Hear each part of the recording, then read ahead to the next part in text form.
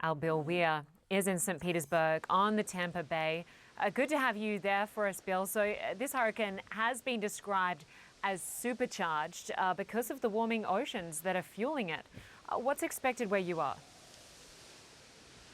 Well, we're bracing for storm surge here in St. Petersburg. The thing is, historically, because of the prevailing trade winds blowing offshore, this part of Tampa, St. Pete, this dense population center, has never taken a direct hit in modern history. It's been since the Great Storm of 1921 that this region took a pounding like this. And back then, just for perspective, there were about 3.5 million fewer people in this region, and the seas were a foot lower. As a result of planet cooking pollution in the atmosphere, as we all know, I talk about it constantly, every second of every day, the equivalent of about 10 to 12 Hiroshima-sized atomic bombs is being absorbed by the ocean. All that warm water is hurricane fuel.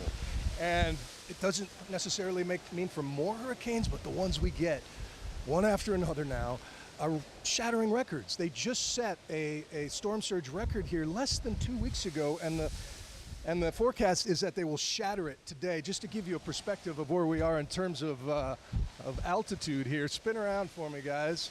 Spin around this way. My PJ Carlos can't hear me over this wind. This would be about a 12-foot storm surge right to here, to give you perspective. Out at the end of that pier is a very nice fine dining restaurant called Teak. I was trying to Google if it was built to Category 5 standards because it is about to get tested. And even if the wind speed, Linda, dies down, people get hung up about the wind speed, the categories, those sorts of things. The inertia, all the physics, all of that energy from Category 5 winds 500 miles from here has been pushing this mountain of water this way. So we're really worried about St. Petersburg being cut off from folks leaving to the north. All the bridges around St. Pete and Tampa have been closed once those winds get to 40 miles an hour.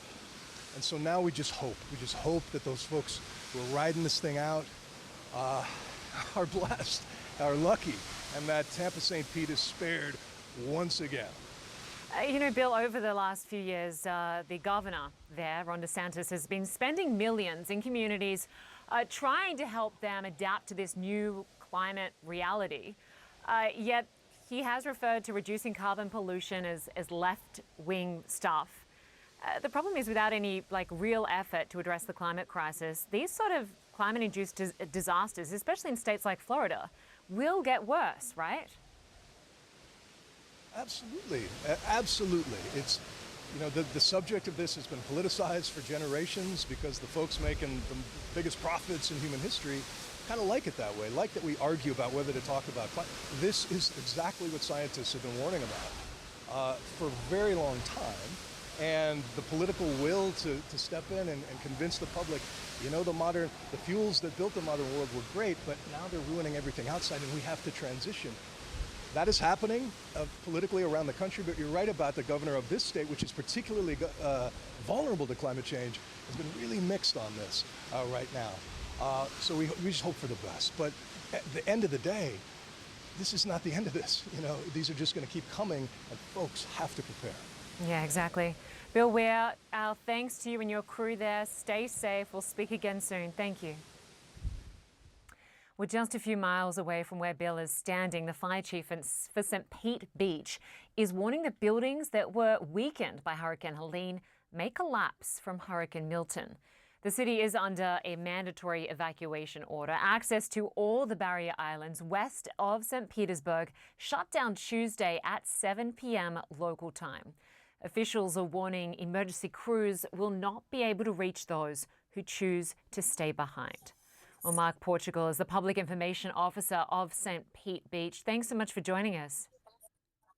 Thanks for having me. So an 8 to 12-foot storm surge is expected to hit that Tampa Bay area. How vulnerable is St. Petersburg? Very vulnerable. We are barrier island, so we are going to take the first brunt of that storm surge like we did with Helene.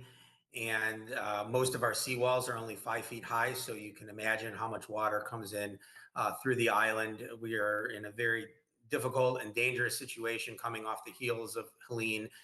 where thousands of structures between homes and local businesses were affected by water and ultimately had to put debris out. We've been working on removing that debris as fast as we possibly can, but now we're at a point, like Bill said, where we're bracing and we're going to be tested again with the height of that storm surge, along with hurricane force winds.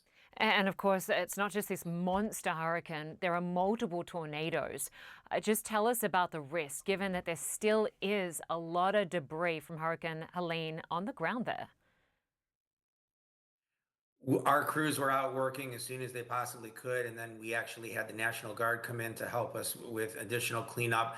There is still some debris out on the ground, and with the force of those winds, they could become projectiles, which we're afraid of. But we did the very best that we could to clear as much as we can. And obviously, as you mentioned, we're under an evacuation order, so hopefully as many people heeded the order as possible and won't be in a position to put themselves in danger. So this hurricane will hit later tonight, described as a once-in-a-century event. What's the plan for the day after? We know 8,000 National Guard troops will be activated. What happens at daybreak? At daybreak, our emergency operations teams, our fire rescue teams, go out for what they call an early and rapid assessment of the island to see look for things like the stoplights being out, to see if roads are impassable, to see what roads are flooded. And then from there, we can deploy our facilities teams, the National Guard, and other personnel accordingly. All right, Mark, Portugal, we wish you and everyone there at St. Pete Beach all the very best. Thanks so much for your time. Thank you.